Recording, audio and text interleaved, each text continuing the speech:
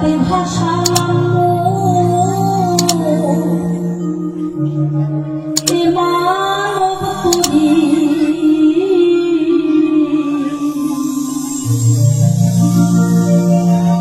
পতিত পাবন দয়া হরি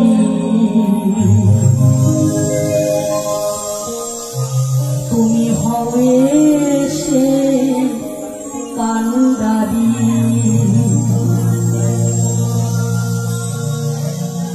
দেখুন আমরা যে যাই বলে থাকি না কেন, দয়াল হরি হচ্ছে আমাদের কান্ডারি। সেই কান্ডারি বিহারে জগৎ অন্ধকার, চলার পথে আমার কান্ডারি হরিচাঁদ, বলার পথে আমার হরি, সর্বময় হচ্ছে আমার হরি। কত দুঃখী তাপি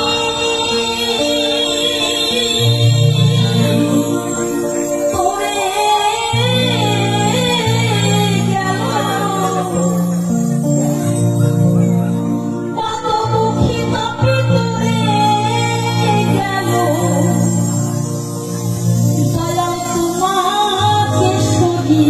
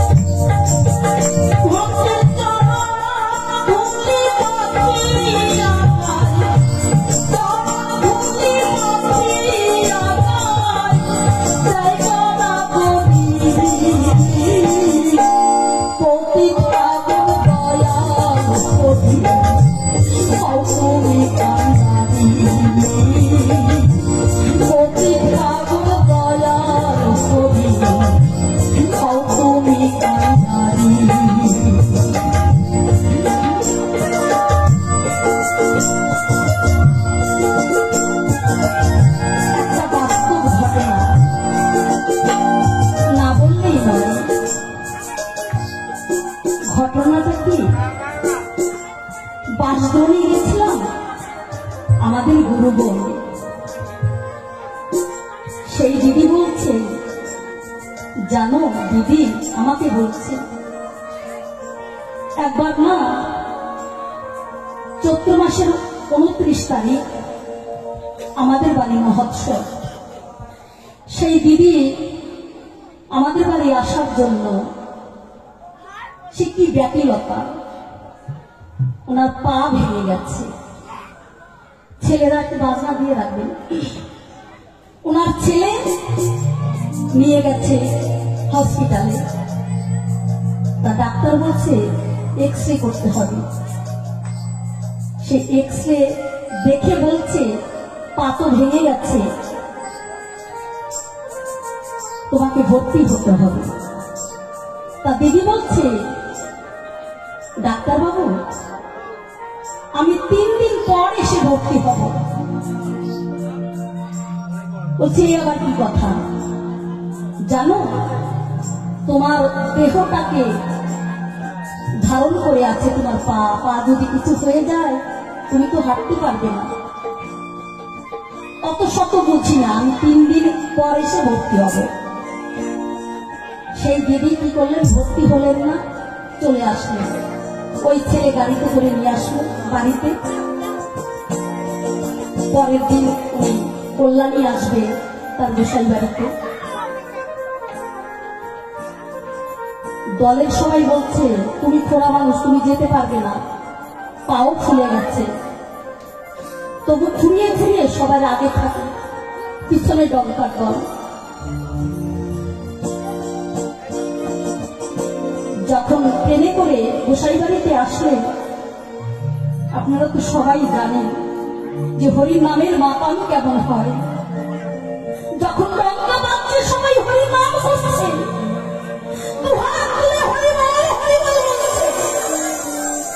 আর ওই দিদি আমার গড়াগড়ি করছে, আর ভক্তির চরণ ধুয়ে নিয়ে তার সর্ব অঙ্গে মারছে।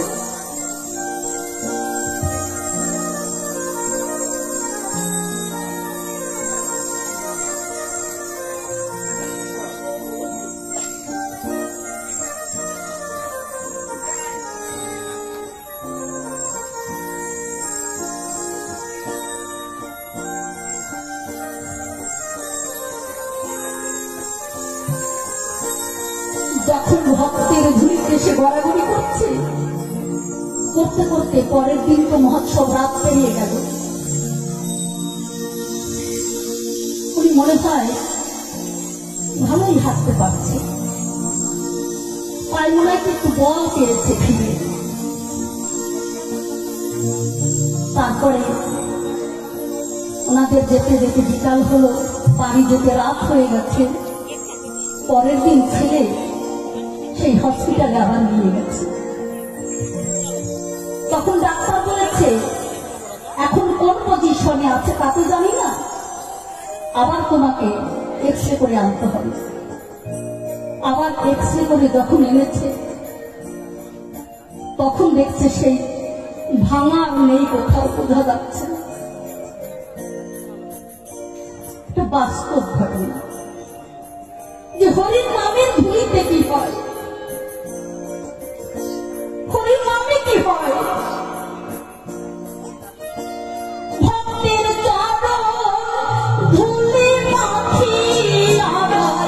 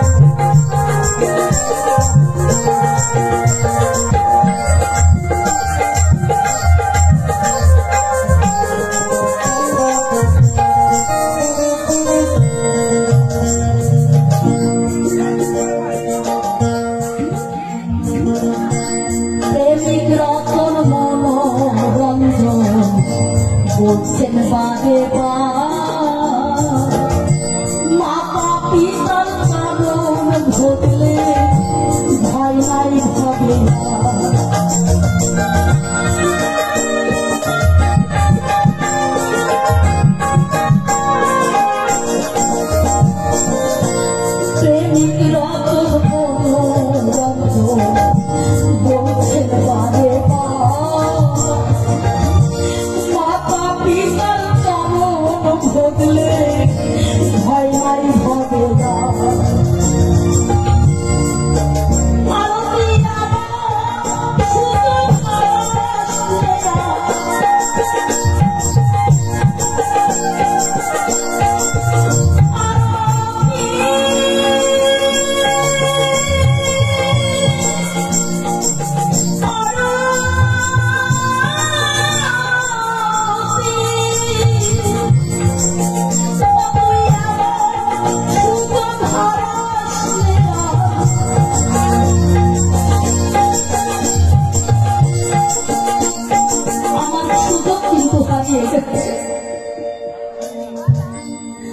মনোরঞ্জন বলছে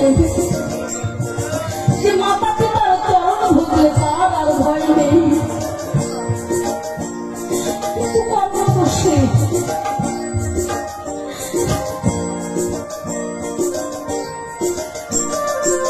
মা বাবাকে হারিয়ে ফেলেছে।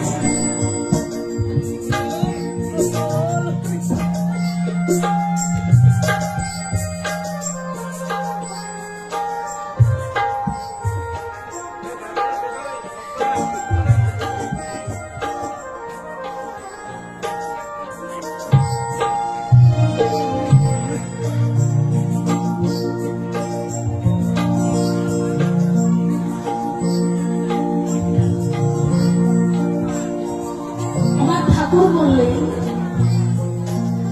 মাতা পিতা গাছের গোড়া, হরি গাছের ফল, মা বাবা এ জগতে আর নেই। আমার শ্বশুর শাশুড়ি ভগবান তো চোখে দেখিনি, সত্যিকারে বড় মশাই আমার শ্বশুর মশাই, আমি শ্বশুর মশাই বলি না, আমি বাবা বলেই ডাকতাম সবসময়। সেটি কোন জগতের মানুষ আমি জানি না, যে ভালোবাসা পেয়েছি করে নাই অনেক জায়গায়, কিন্তু সেই ভালোবাসা সে যে মধুমাখা ডাক মা বলে ডাক দিত সে আর কোথাও পাইনি। প্রেমিক রতন মনোরঞ্জন বলছেন বারে মাতা পিতার চরণ ভজলে ভয় নাই হবে না।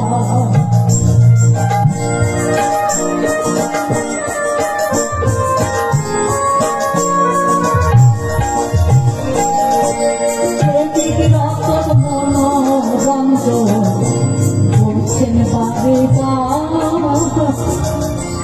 মাতা পিতার চরণ ভজলে ভয় নাই হবে।